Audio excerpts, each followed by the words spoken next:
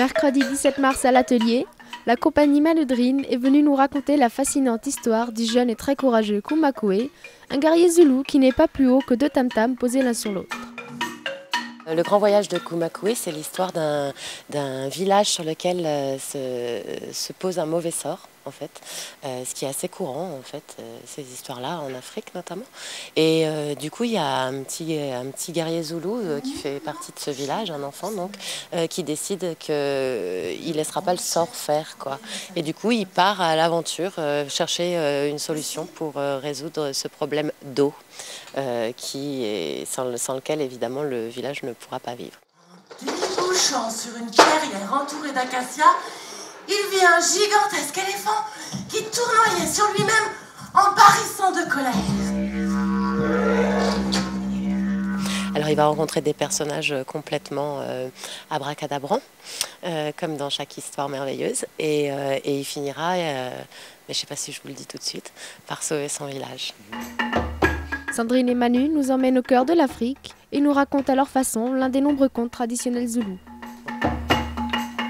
C'est vraiment un conte traditionnel zoulou. Alors réinterprété, réadapté, on y a mis notre sauce évidemment, parce qu'en fait en Afrique on se rend compte, mais dans le conte en général on se rend compte qu'il y a des contes traditionnels comme ça qui reviennent un peu et qu'on retrouve même dans plusieurs pays différents, pas forcément même sur le même continent, et qui sont réadaptés avec les personnages locaux et tout ça. Donc celui-là c'est un conte africain, pays zoulou, a priori nous comme on l'a vu la première fois, et puis on y a remis notre sauce pour...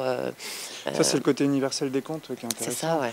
Il suffit de prendre le chaperon rouge et de se renseigner un petit peu. On voit qu'il vient de Chine, en fait, au départ.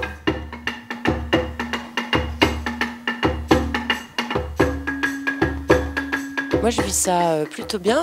On est rarement seul face à des enfants et ils sont souvent accompagnés aussi. Mais je trouve ça assez passionnant parce que ça parle en fait de soi, l'expression aussi d'un enfant. Et du coup, on voit bien à quel moment en fait ils décrochent du spectacle, à quel moment ils sont à fond dedans. Moi, je suis toujours assez étonnée à chaque représentation de voir que tiens, ce jour-là, tel passage les font rire, la fois d'après, ça les fait pleurer, on ne sait pas pourquoi. Voilà, donc il y a un côté vivant et pas attendu, en fait, qui me plaît. Et voilà. Et puis je trouve que y a des publics adultes qui ont encore gardé quelque chose de l'enfance et avec qui c'est passionnant de bosser. Ou de se donner en public, en tout cas, devant eux, mais c'est pas quand même tout le temps le cas. Alors que l'enfant, moi, si je lui dis que c'est des fruits transparents et légers, il me suit, en fait. Alors que le public va y voir des balles, voilà, fluorescentes. Et voilà, du coup, je trouve que l'imaginaire qu'on perd en devenant grand fait que je préfère monter des spectacles pour les enfants pour l'instant.